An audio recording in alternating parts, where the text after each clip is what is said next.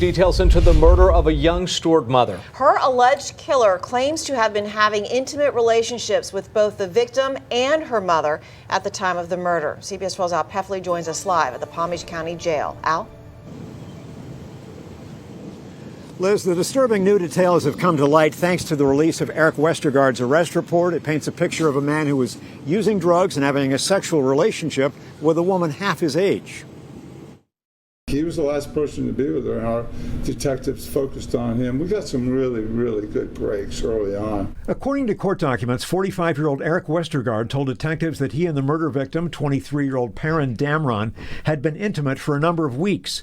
Over Labor Day weekend, when she went missing, the accused killer said the two of them had been hanging out at his house, smoking marijuana, and skinny dipping in his pool. And then at one point, she slipped and fell, hitting her head on a hand truck. She was unconscious and seemed to be seriously hurt. Westergard did not call 911 or try to get her any kind of medical attention.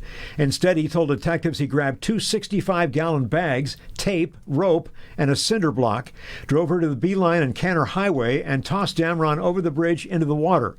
Sheriff's detectives found her body at about 11:30 Sunday night, September 5th. No one answered the door at Perrin Damron's house in Stuart, but a friend described her over the phone as the kindest soul I've ever seen.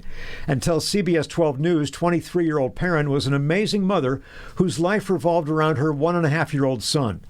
Detectives found plenty of physical evidence in Westergard's car and home, and his history with the family goes back at least a few years.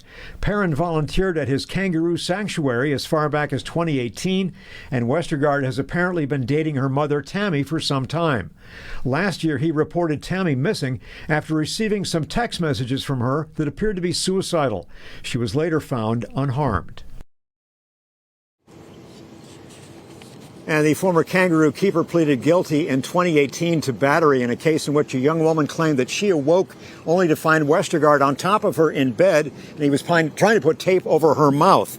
When she resisted, she claims that he then started punching her in the face several times.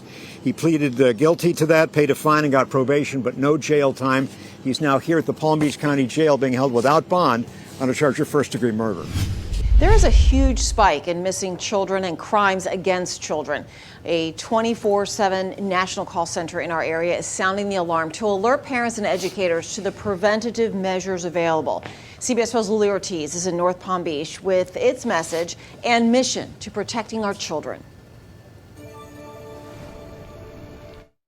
The National Center for Missing and Exploited Children here in North Palm Beach get about 500 calls a day, and that includes missing children's cases like these two Palm Beach County teens who have not been seen or heard in the last couple of days. And now they're pushing parents to keep track of what their child is doing online after getting a rise in tips here about children being taken advantage of during this pandemic.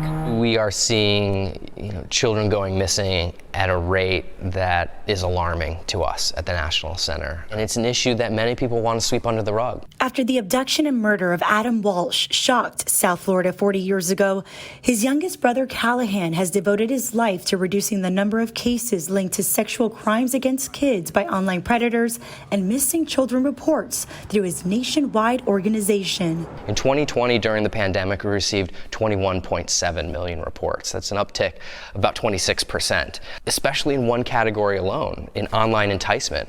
Is when a predator tries to groom or lure a child into believing they're in a real relationship with the secret intentions of abducting or trafficking them.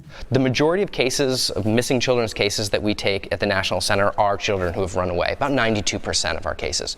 1 in 6 of those runaways are likely victims of child sex trafficking. These children are ripe for the picking. He says during the pandemic, children have been taken advantage of through social media. We saw that increase by 100% during the pandemic. But what predators can do is use those platforms as a private hunting preserve, to use the anonymity of the internet, to hide behind that screen and prey on children. Forensic cyber imaging analysts use special technology to bring children home. They can track a perpetrator's location after retrieving explicit images of victims. It is sent by law enforcement to our organization. We analyze those images to try to identify who the child is and who the perpetrator is and when and where these images were taken. He says in many cases, prevention can begin at home. Their site has a list of tips and resources that even our schools share right now. We want teachers, educators, school resource officers, community leaders taking these resources and bringing them into the classroom. We worked with the school board here in Palm Beach County, and every child deserves a safe childhood. Now, if you need help or if you know a child who is a victim of exploitation, call their tip line at 1-800-THE-LOST. Governor Ron DeSantis still locked into so-called COVID wars across the state, squaring off with local officials on everything from masks to vaccine requirements. The governor's critics say he's just putting on a show, trying to rile up base voters ahead of elections in 2022 and a possible presidential run in 2024. Yeah, R.J. O'Brien's been looking into this tonight, and he has more on what the governor has to say. Yeah, Liz, Jim, good evening. The governor squarely called any suggestion that he's focused on 2020. Opening a new monoclonal antibody clinic, Governor DeSantis was asked if his pandemic policies are designed to drum up Republican support, potentially for a presidential run in 3 years. I hear all this stuff, and honestly, it's nonsense. It's the pandemic that's defined DeSantis and thrust him into the national spotlight. The conservative governor making his mark as one of the first to vocally oppose mask and vaccine mandates, favoring personal freedom. A common rallying cry of the GOP's most dependable supporters. Democrats arguing appealing to those voters is what's really motivating DeSantis. He's not worried about us. He's making some political point for a national election. All the speculation about me is purely manufactured. I just do my job. You know, we work hard. Much of the governor's recent work focusing on making early COVID treatment available and standing in the way of governments and school boards trying to create their own COVID mandates. Governor DeSantis is even publicly battling with school boards who are mandating masks in each of these 12 counties. Mostly Democratic, except for a few. These are the places where he'd normally be seeing support. Sarasota, Lee, Brevard, Indian River counties all are defying the governor and mandating masks, and all went heavily for former President Trump in the last election.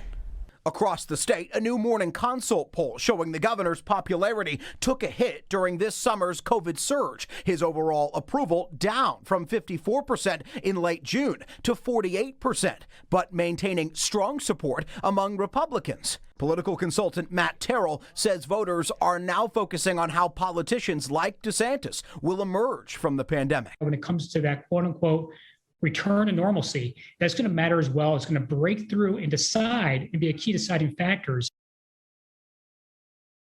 Here's the one thing we can't answer tonight. As the state starts to come down from this spike in cases, what no one can figure out just yet is how big of a political issue the pandemic is going to be in the next few weeks, in the next few months, and in 2022, when Governor DeSantis will face his first test with the voters, re-election.